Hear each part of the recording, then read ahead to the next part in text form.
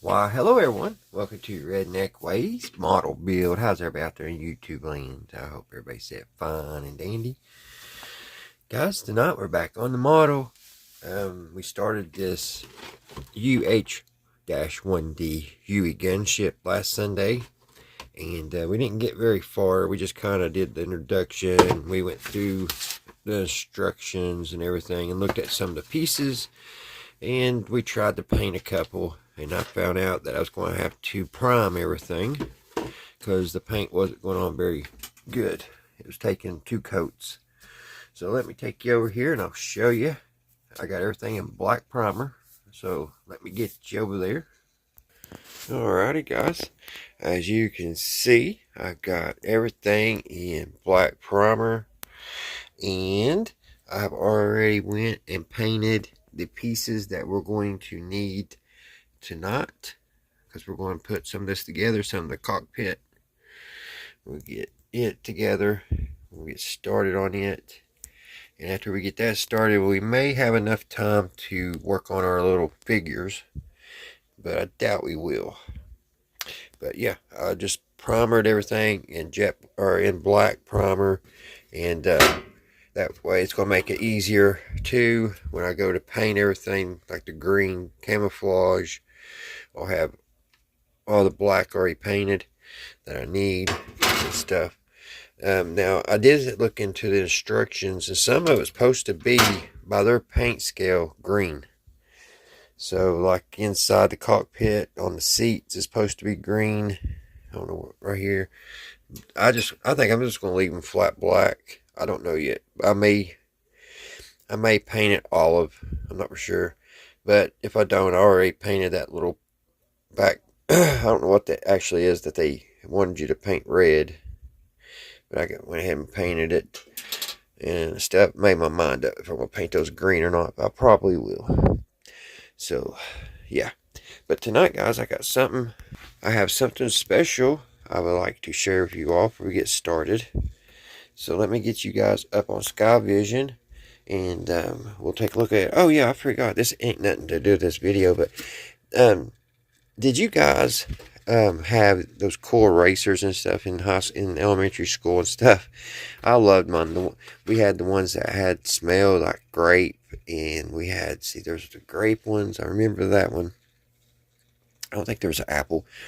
There may have been an apple. I know there was a watermelon, but I picked these up at the Dollar Tree, and ain't them cute? They're little dinosaur erasers. 3D erasers. Yeah, like I said, nothing to do with this video, but I went and bought a detailing brush down at the Dollar Tree. Look how fine that is. And I saw those, and it flooded back a bunch of memories, how crazy we were about our erasers back in elementary school, back in the 80s. Alrighty, let me get you guys up on Sky Vision. Alrighty. Let me set this aside for a minute. I was down looking around at the antique store the other day, and I ran across something really neat. Let me get one of them here. And it is these magazines, guys. Can be my focus. Put this gray up before I spill it everywhere. But yes, it's these magazines, the Hot Rod Show World. And when I saw that, I thought, man, that was pretty neat, because I love my magazines, my books. I know today the magazines ain't so important, books aren't very important, but this is pretty neat. I'm going to share it. The reason why is because there's a lot of George Barris cars in here. And if you don't know who George Barris is, then I don't know, you've been under a rock, I guess. But he was a well-known and very, I don't even know how he was just great what he did. He made all these funny cars. He made the Munsters coach. He made the Batmobile. He made all kinds of movie cars. But this is one of his Barris's inventions, and they're There's a bunch of them here, so let me share it with you guys. We'll take a minute on this before we start our model. This one is the 1978 annual. We'll kind of flip through here. Let me scoot this back a little bit. Get my glasses. But I mean, I was so when I found this, the lady had a few of them. I bought one, and when I got it home, I was like, I've got to get back down there and get the rest of them. Get this in focus here. Seats in the way. There we go. All right. I just love all the lettering, how they did things back in the 70s. But there's all kinds of custom work.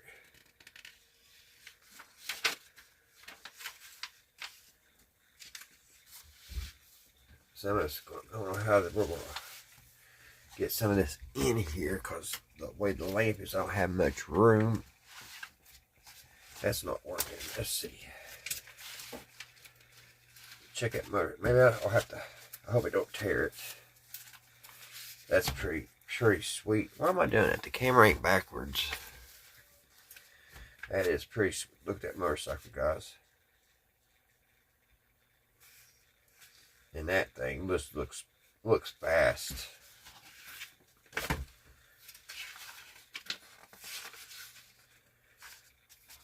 A Corvette. Stingray. Look at them slicks on the back.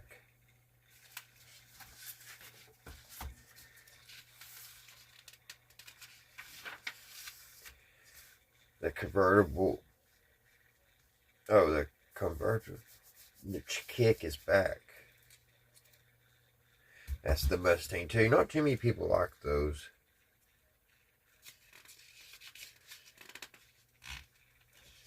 I could have bought one of those when I was in high school, and I don't remember why I backed out. It was a little red one. It's a nice looking car. I keep wanting to put it because usually my camera's turned around. That's a nice one. Just beautiful. Look how the seats are. Another pretty car. Let's look at the detailing in these. Check that 50. I think it's a 56 Ford. 56 Ford with the dump bed. With the hydraulic dump bed. That's awesome. Look underneath it.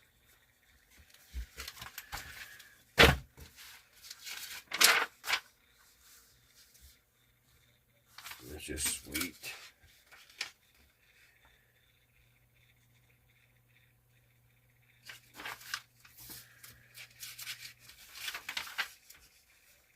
Shotgun. Her shifters. That's just pretty sweet. I wish they had all of them in color.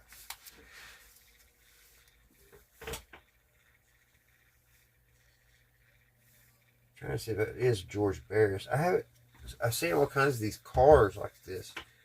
So maybe George Barris wasn't the only one, because this says Leroy Williams and son. Randy built this 1923 Ford shown above.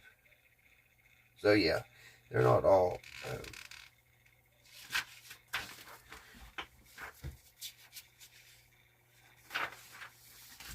Get that thing out. What in the world? I mean, that's using your imagination, isn't it? The Mafia mixer. It's like a cement truck. Crazy. Look at this thing.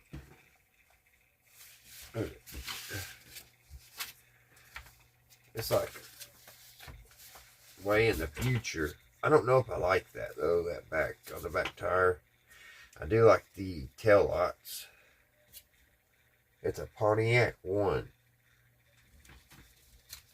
Old Pontiac. I wish they didn't do away with Pontiac.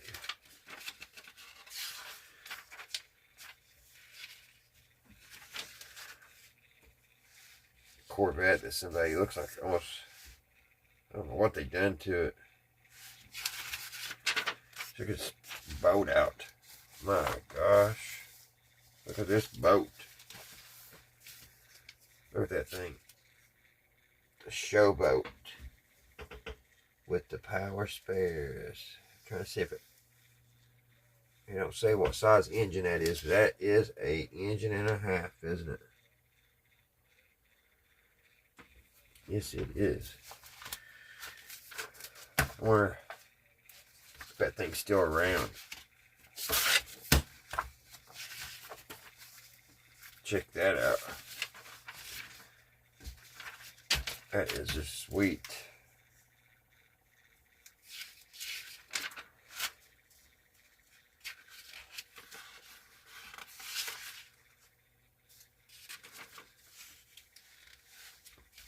That's nice. They're all nice. What am I saying? Look at this thing.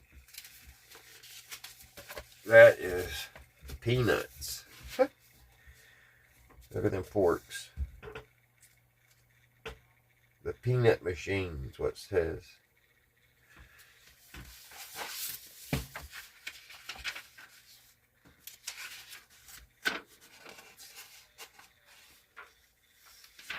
Look at that Corvette.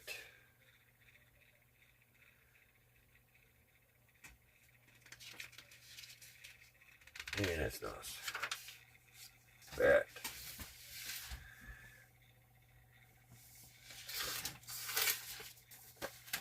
Look at all that detail in that paint job. Wow. I like the carburetors. 6-pack. It's a 76, 77, 1969 Mustang.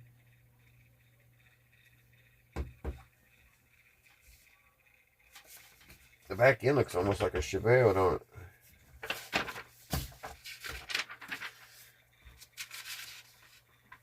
But yeah, there's just so much here. That's really nice. Mr. 29.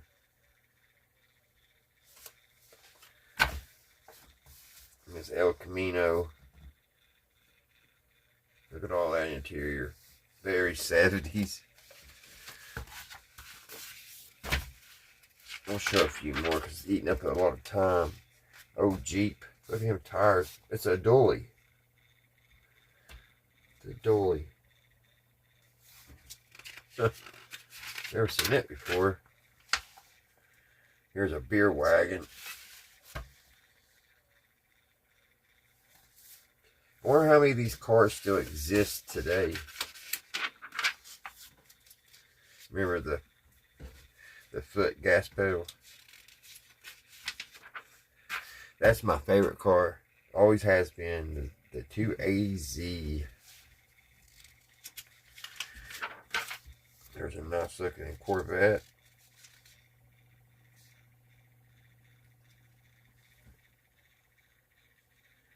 Farrah Fawcett and her Corvette.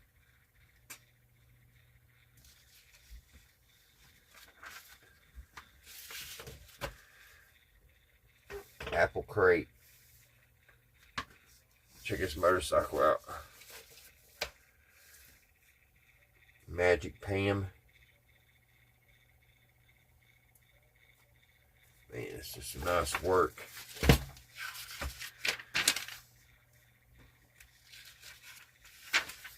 Just pages and pages of nice cars. And you know, I've noticed the ladies, they're dressed, the way they're dressed, it's kind of like now, today's wear, you know what I mean? It don't really look like 70s clothes. I mean, I guess it does at the same time, but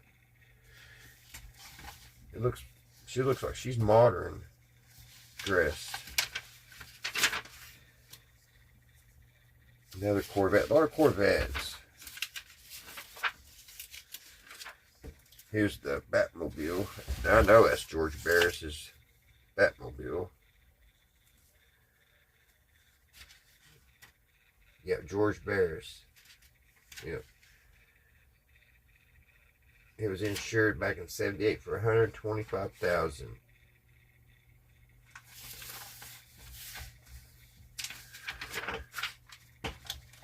Here are some cool looking vans.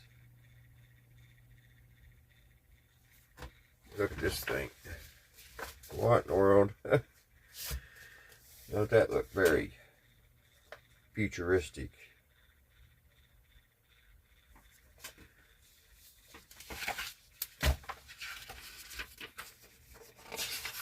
And we'll check a couple more. There's an HUEY, another van. Like I said, it's eating up a lot of our time here. Some more vans. Polar bear vans, more vans, flame vans. Look at that thing. Look how low that thing is on the ground. It's another coach, kind of like the Munsters coach. We did it 7 years with the help of J&J chassis. I like to see some of these models came out. They made a lot of these into models. Another Corvette. Corvettes was big back then. Still are, but not like it was. El Camino. Popcorn wagon. That's pretty cool.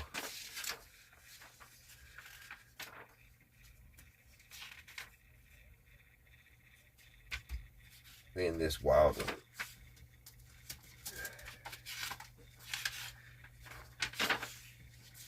Sorry if I'm going really fast, guys. I'm just trying to get through the. Check that out. Yeah. Beautiful. And the model ain't half bad either.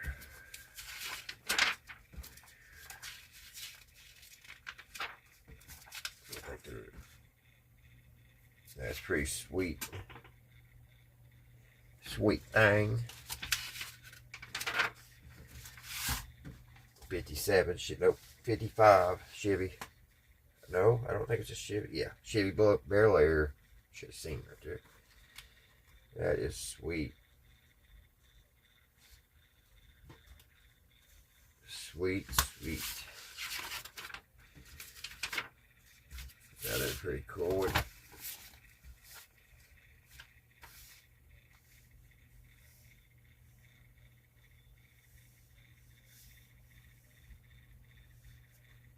Vampira. Remember Vampira? She was a screamer, wasn't she? Vampira.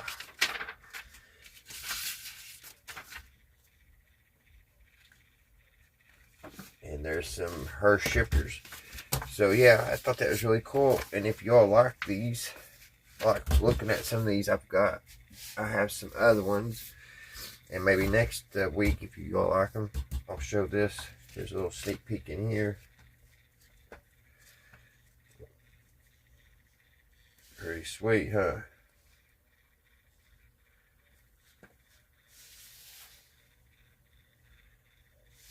They just did such good custom work back then. I guess they still do today, but there's a lot of art on cars back then. Look at that one. Which I think that was in this book too. See, is that Stagecoach? Yeah. The Concord Stagecoach.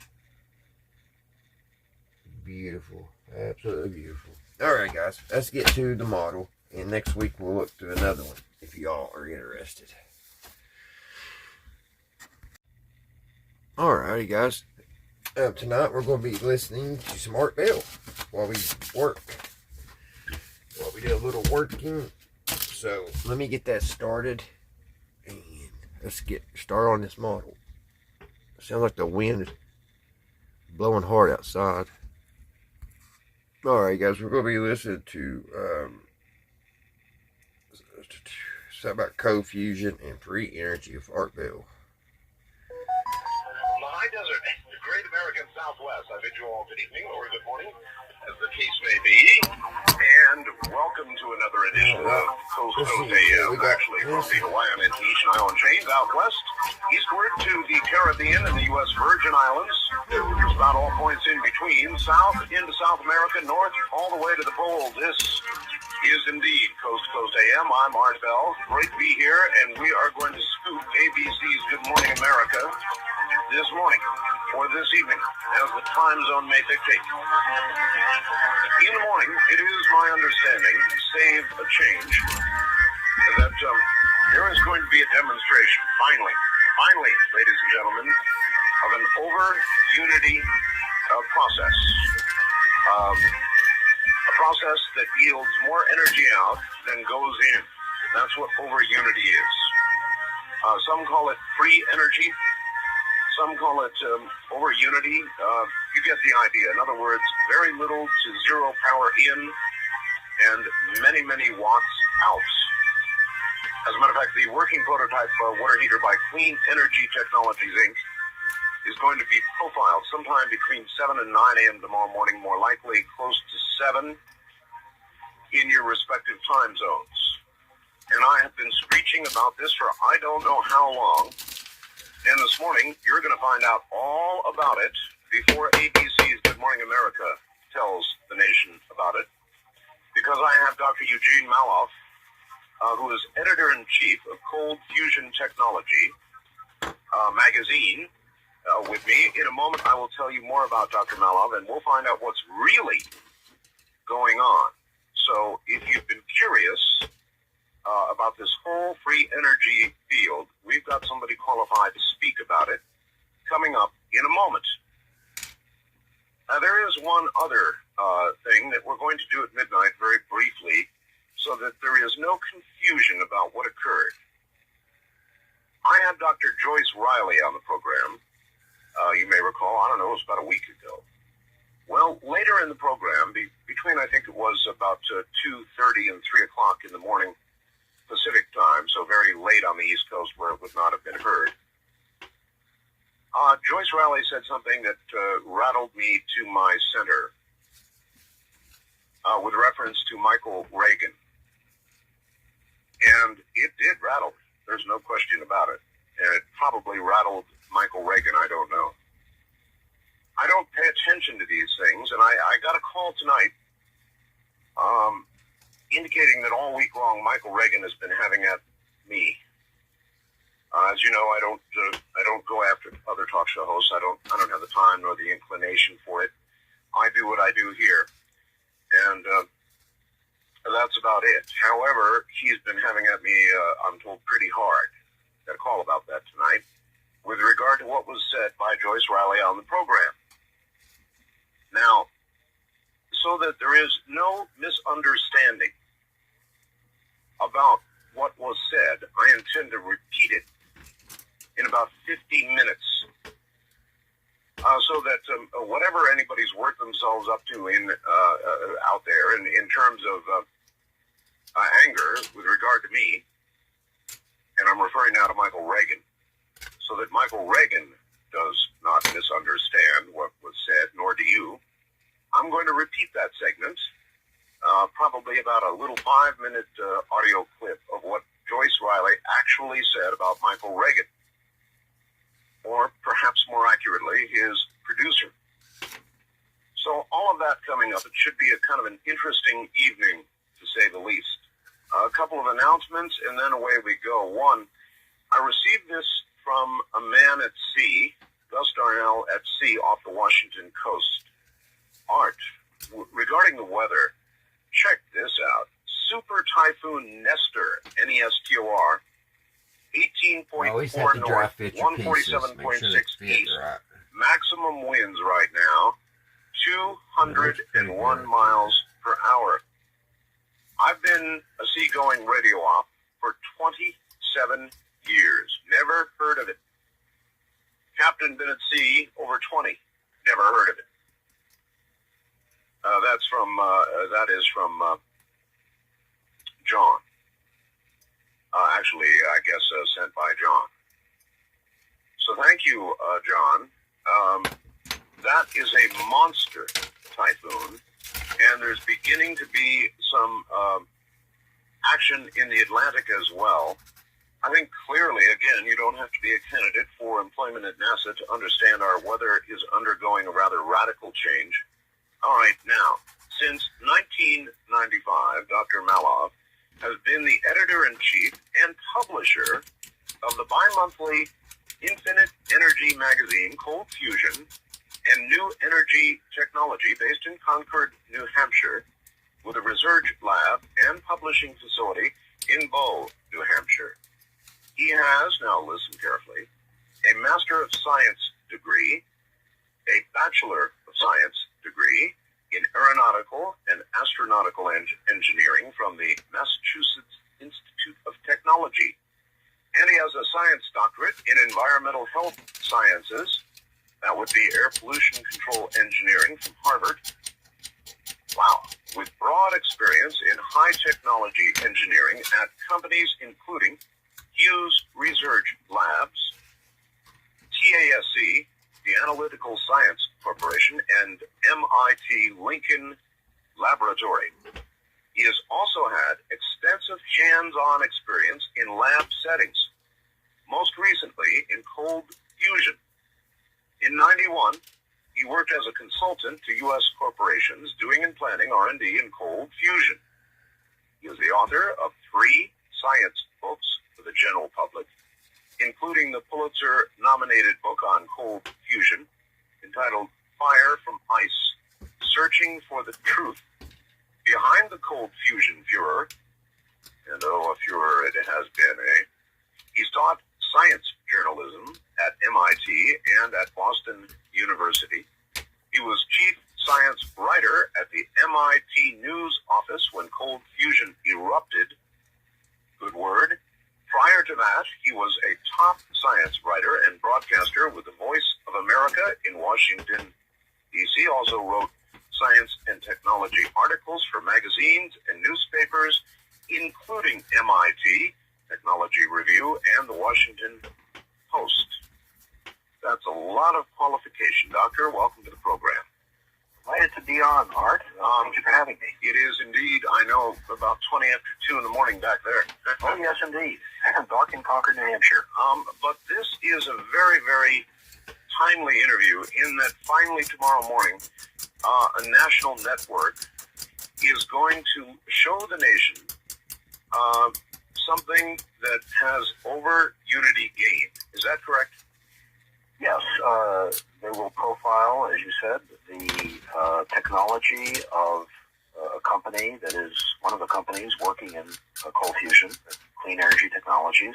They have a prototype water heating unit, and can't quite buy it at Kmart yet, but there will be on national television. And by the way, they have, to be absolutely clear about this and accurate, back in February 7th, 1996, on both Good Morning America and Nightline, they also profiled the same company with their earlier technology. They also did Pons and Fleischmann. But here we have a more advanced stage of development that, as long as schedules go according to plan, should appear on Good Morning America this June 11th. This is not Patterson technology, is it? Yes, it is actually. But to be accurate, I don't know the latest configuration of their water heating unit. The Patterson configuration to which you refer is a patented process. It must be called cold fusion, even though that is not referred to in the patent. That part of the patent office was rather generous to allow that patent through, because all the other patents, including the Pons and Fleischmann patent, are being outrageously blocked by rather arrogant officials who don't believe in data at the patent office. All right, Patterson has these coated beads with metal that, much like the Pons and Fleischmann. All right, let me read you what I've got here from the media alert release. It says The working prototype water heater by Clean Energy Technologies, Inc. will be profiled. According to company sources, the device, which does not use Dr. Patterson's patented coated bead technology, but instead a new method developed by the company, has been producing continuously several hundred watts excess energy since last February. Yes, that is accurate according to my conversations with the head of Clean Energy Technologies, or CETI, as it's said. They've got a twist to this. I'm not sure exactly what it is, but my understanding it has something to do with instead of just a static cell, it is something where water flows through and gets heat from this usual cold fusion process, whatever the cold fusion process may be. But this process, this newer technology that they are bringing out, flows through piping and maintains a very extraordinary heating of water to the extent that it was stated as hundreds of watts. There's no particular reason in my mind to think that it couldn't be scaled to almost any level. All right, well, what I was trying to be clear on here is Dr. Patterson's technology, the patented coated bead technology, apparently is not used. So what is it then? A sort of a modification of Dr. Patterson's patent, or does this still actually qualify under his patent? I'm confused. My working assumption, not having seen the device myself, we'll wait to see it on ABC, is that it uses particulates of some kind, that is, small particles, could be a variant of that bead, but nonetheless not in a static mode. In other words, not held together in a tight, small place, like a few cubic centimeters, such as the Patterson cell normally has, but perhaps these beads or some other particulate flowing through an unusual manner in piping and still producing this continuous supply of heat. That is my understanding, my latest understanding. But I must say, Patterson cell is by no means the only cold fusion cell that is working on this planet today. I mean, there are numerous cold fusion, in quote, processes which are producing heat regularly, in some instances not so regularly. All right, let's back up a little bit, and let me ask you, first of all, what is cold fusion? Assume that you're talking to somebody who has heard the phrase cold fusion, but has no idea what the hell it is. What is it? Well, let's go back to the first episode. Ponds. Of course, everyone knows that ponds, not everybody, but most people will recall, if they're old enough, that on March 23rd, 1989, there was an amazing announcement coming out of the state of Utah and Salt Lake.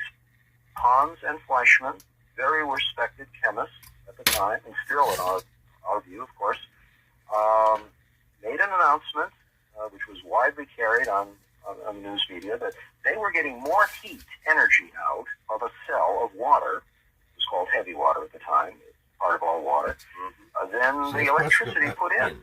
They were using heavy water, which, as I say, is part of all water. 1 out of every 6,500 atoms of ordinary hydrogen in water is a heavy form, and so that's called heavy water when you get it all together. It's real cheap, and it's, of course, very, very abundant on the planet. It's not radioactive. They said, look, we have a little cell with heavy water and a salt that allows electricity to go through, and there's a palladium, a metal electrode, and there's another electrode called a platinum electrode. Pass the current through, we get heat out. We look at this heat that's coming out, we measure it very carefully, and we get so much energy coming out of this cell that it cannot possibly be an ordinary chemical reaction.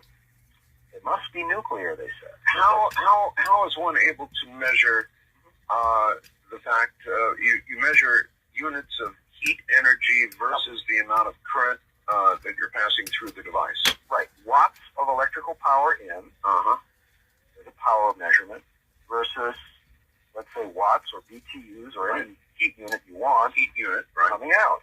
Now, they were getting elevations in that over unity, in other words, more out in terms of heat units than electric units going in.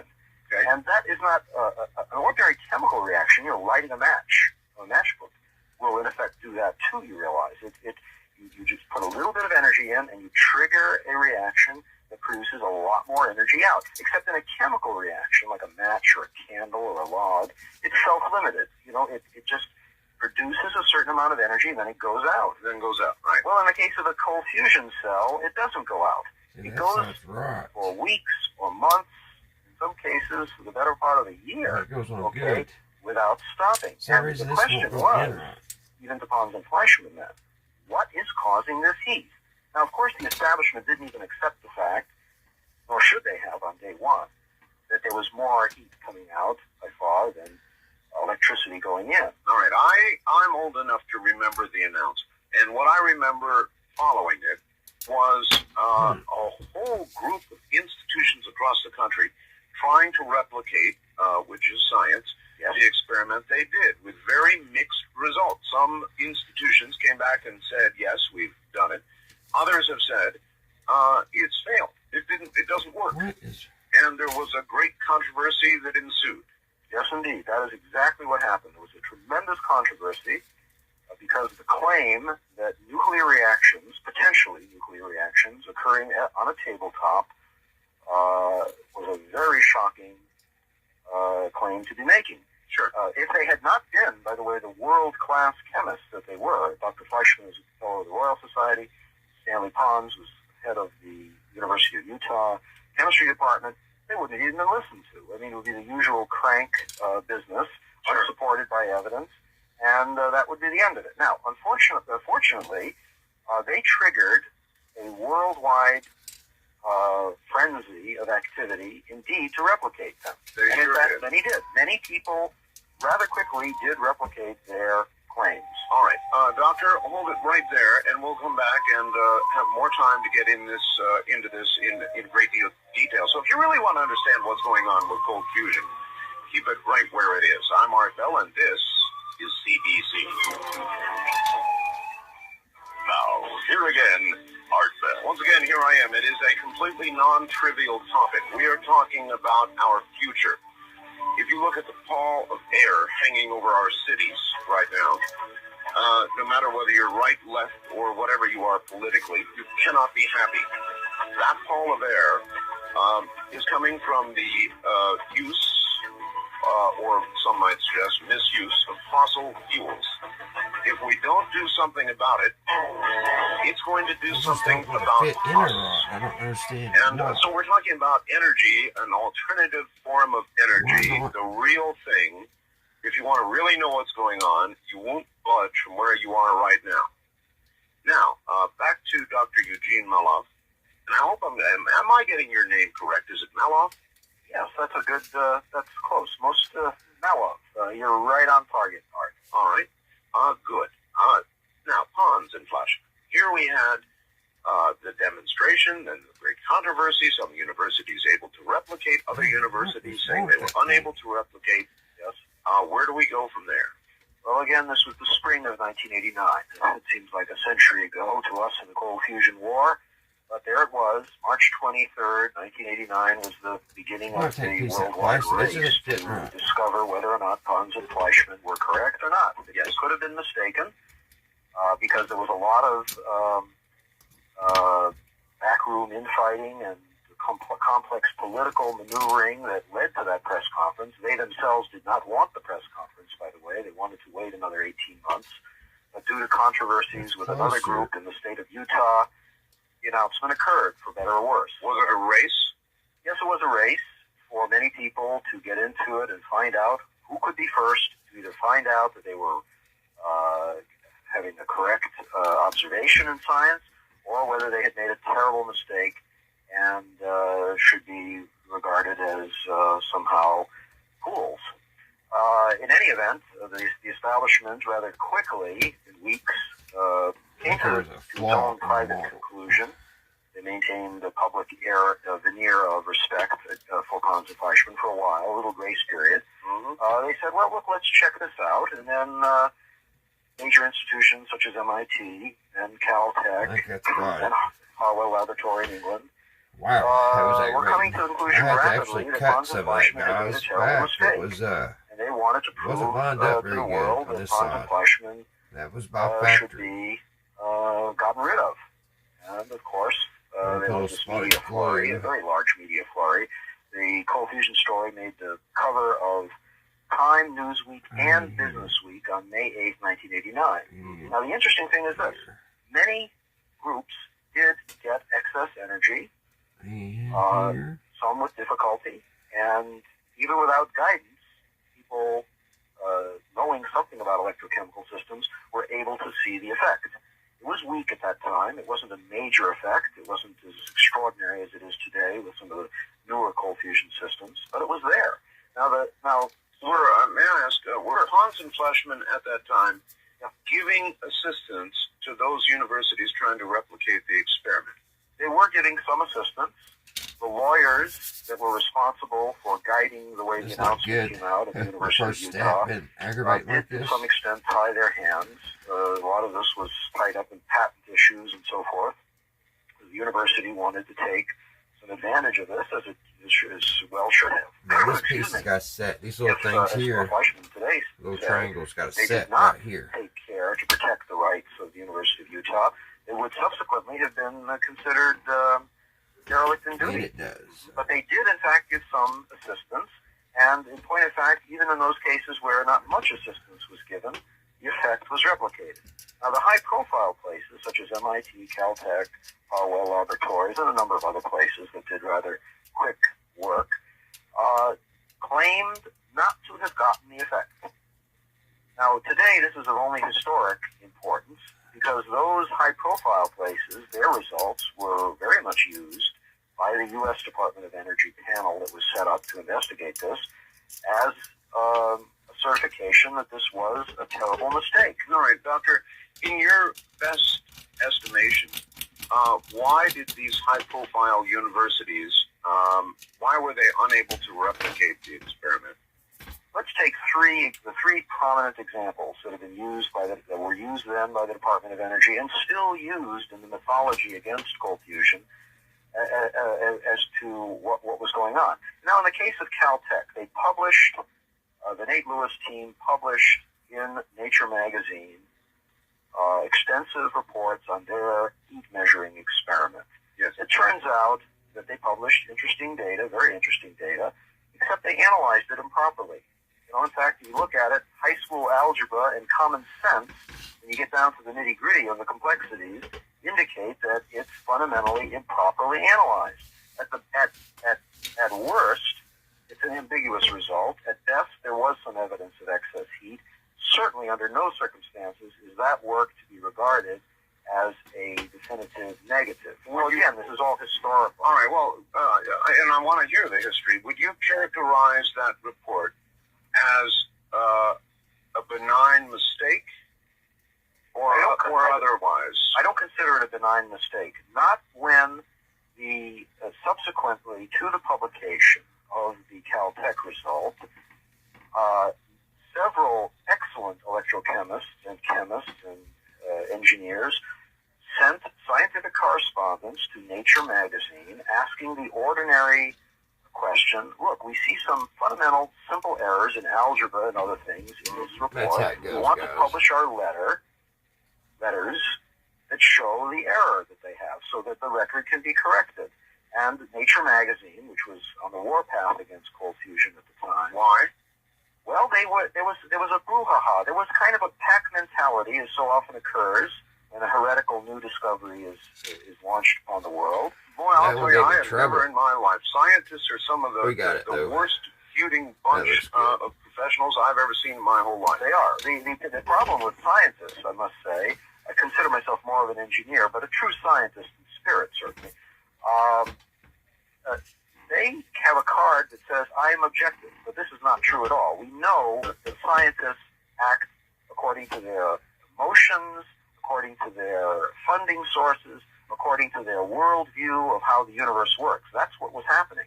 And of course, at MIT, where I was, and I had a better insight there, even more outrageous things happened. Things that I did not even realize were happening until more more than a year went by after the announcement. I was the chief science writer at the news office at MIT, responsible for reporting research from MIT, reporting the pro and cons that were going on about cold fusion at MIT. Now, their work was reported as negative. And in fact, it is not negative. To my great dismay, later in my investigation of what was happening, and I was skeptical of cold fusion myself in the beginning, right? Certainly a year after, I was beginning to believe that it was almost certainly true. 2 years after the announcement, I said the evidence was overwhelming, and now it's 100% certain. But what I saw in the MIT data was outright fudging. Now, this data was supposedly their experiment whereby a heavy water cell, that is a Pons-Fleischmann type cell, was compared to one that had ordinary water in it. And by the way, this is with their palladium electrodes, so there's no confusion. The same thing that Pons and Fleischmann were doing, right? They ran 80 hours of results.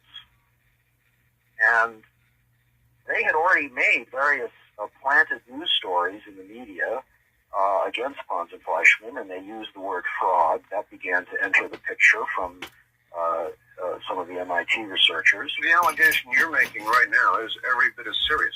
It's very serious, because in the summer of 1989, after they had already pretty much gotten rid of Pons and Fleischmann in an outrageous flurry. I remember that. I remember against Pons and Fleischmann. Oh, I remember. Nature went against them. Nature magazine, Science went against them. The New York Times went against them. The Department of Energy, of course, was completely in attack mode at that point, and it was almost irretrievable at that point.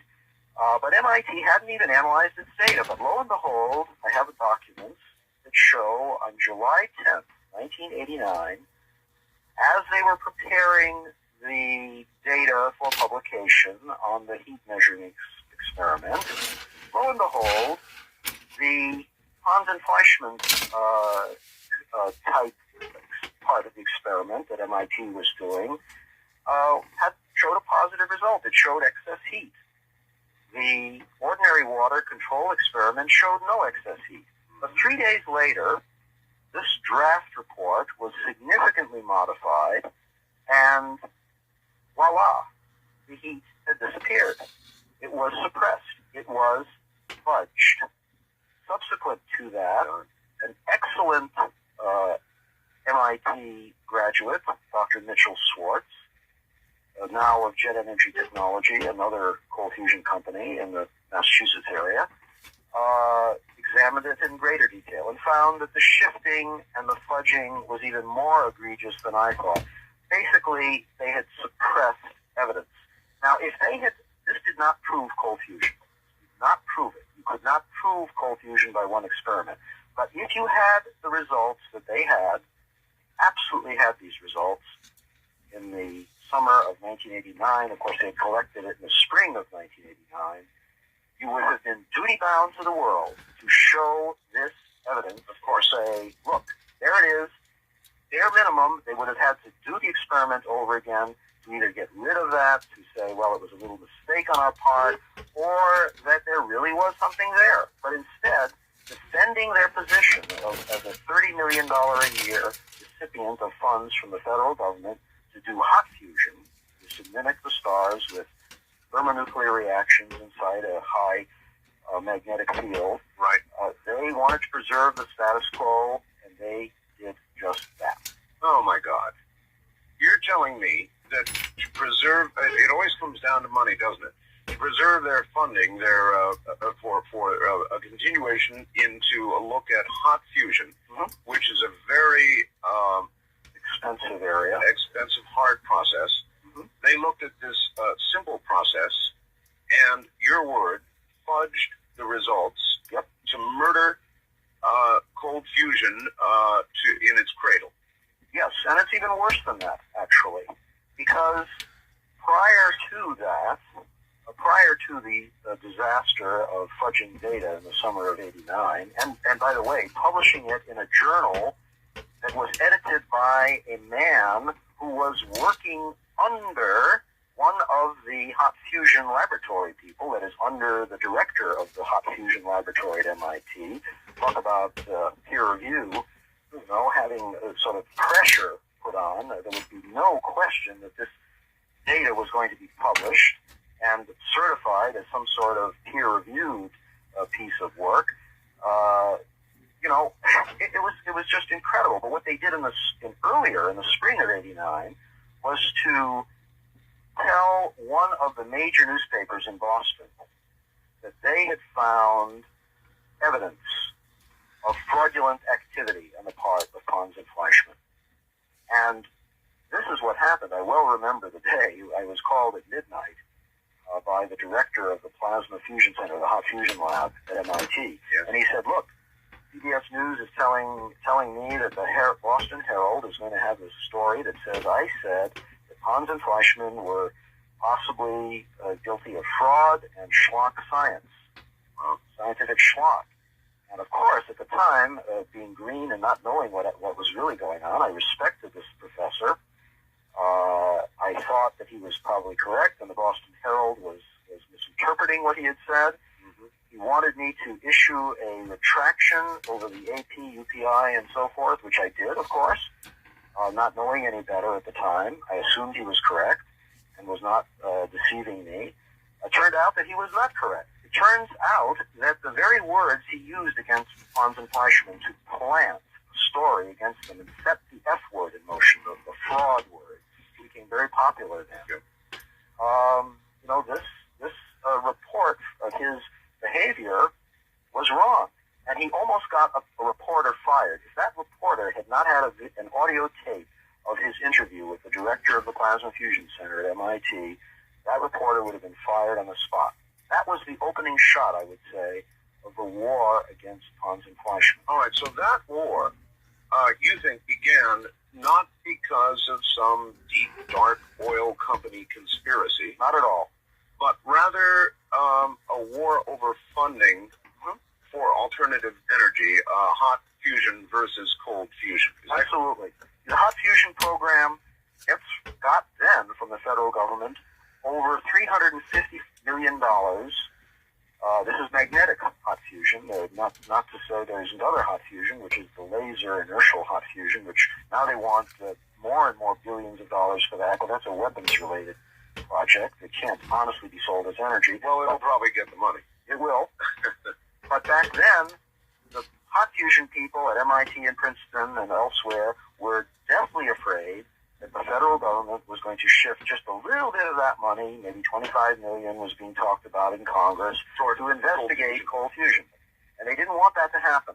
They were terrified that their fiefdom, which they've been working on for decades, would collapse.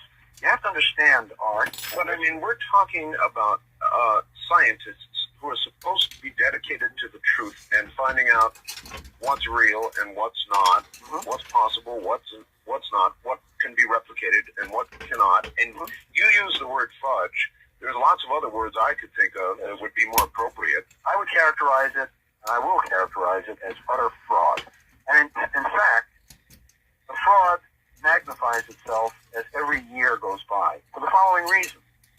In the beginning, they thought, well, we can get away with this, or a lower echelon person perhaps thought, look, my boss doesn't want to see these results looking positive, so I'll make them look the way we all know they are, namely there can't possibly be anything here, so let's just wash it away. You have to understand, these people did not believe they had a positive result. They believed that they just had a result that looked sort of positive, but it didn't matter anyway, so why not fudge it, okay? That's what they thought. Why not fudge it? Why not fudge it, Doctor? You heard me at the bottom of the hour. We've got palls of dirty air hanging above our cities. Right. We're burning fossil fuels that have a limit. It's not an infinite resource. It's a finite resource. Exactly. We're coming to crunch time pretty soon. The environment is beginning to revolt. The weather is beginning to worsen. I have a distinct feeling it's because of what we're doing. And so what you're saying is very non-trivial. You're saying these people, for the sake of grant money, squashed something that could have done something about all of this. Absolutely, and it was worse than that. You know, the federal panel that was set up under Dr. John Huizenga, Professor Huizenga from the University of Rochester. That panel was set forth because there was a big furor about cold fusion, and the president, Bush at the time, wanted to know whether it was real or not. So he told his energy secretary, Admiral Watkins, let's have a panel. And they got a panel of so-called experts, 22 people, one of whom, by the way, was from MIT. His name was Dr. Mark Wrighton, no longer at MIT, but he became the provost eventually. He was then the head of the chemistry department. Other negative people who are on record now as having known in advance that the whole business was nonsense. So this was the so-called jury they came up with. Let me tell you about the jury. Huizenga told the people who asked him to be the chairman of the panel, the co-chairman of the panel, don't even have a panel. This subject is such absurdity, it's so nonsensical, that it's going to go away in several weeks. Well, it didn't go away in several weeks, so he did his patriotic, quote, work of becoming a member of the panel and acting according to what they probably expected he would do, namely whitewash it and throw the whole thing in the trash can. The other guy was named Dr. William Happer from Princeton University. He was then the senior research man at the Department of Energy. He said, just by looking at Pons and Fleischmann on television, you could tell they were incompetent boobs. That's on the record. Oh, my God. And they use these people as judges. All right. Doctor, relax for a few moments. We've got quite a bit to do, and we'll get back to this in a big way. You know, if what you're hearing is true, it's about enough to reduce a strong person to tears. Is that what our country is all about these days? I hope not, and I am afraid so. From the high desert, this is CBC. Defense attorneys for convicted Oklahoma City bomber Timothy McVeigh plan to wrap up their case Wednesday, but before they do, McVeigh's father Bill will take the stand to plead for his son's life. Tuesday, the defense admitted to the jury what the prosecution has been claiming all along, that McVeigh blew up the federal building out of rage over the government siege on the Branch Davidians. Richard Burr is McVeigh's lead defense attorney during the penalty phase of the trial. Waco is an excuse. Waco is an event that happened that many people felt impassioned about. One of them was Tim McVeigh, and the government has brought that into this case. This is USA News. This is the CBC Radio Network. Good morning from the high desert. I'm Art Bell, and I do have a guest. He is Dr. Eugene Maloff, and we will we'll kind of update you on where we're going. It involves cold fusion and some allegations that are extremely damning regarding the history of cold fusion and some of the biggest institutions in our country. Ones, by the way, that Dr. Maloff has been part of. So this is serious stuff. Later on this morning on ABC's Good Morning America, so we're scooping them on this a little bit, there's going to be a demonstration of an over-unity device, a water heater, using cold fusion. So we're sort of going back over the history of cold fusion with Dr. Maloff, and we will do that, continue doing that, and update you and tell you a little bit about the good doctor in a moment. However, before we do that, there's something that I want to clear up. Put in. Or at least I hope it clears it up. There's nothing I think like it's about tape, all of the time we have tonight, guys. recordings, which we do since we're a radio program, to clear things up and put them in the proper perspective. We got a little bit done. You're, I presume, with Joyce Got Riley. the pedals in. Joyce Riley is Got a nurse who's been championing instrument panel put in. I've got to champion go back the and rights paint. of That's why I bought that who little are tiny still coming back detail sick. and brush Their today. So families, I've got to their go in there and friends, paint my the American public, generally in danger from whatever in the hell it was. Alrighty, there we go. We During got a the nice little war, decent start whether it this was time. outside, their side, whatever I hope it is, everybody's there seems to be had little a great argument weekend. anymore, or maybe there is, like cold fusion about whether I hope everybody had a great weekend, guys. real or not. Get this off. Joyce Riley has documented. And I hope you guys have a great Monday. Until the next one, guys, I'll see you right here at Redneck Ways. Bye, guys.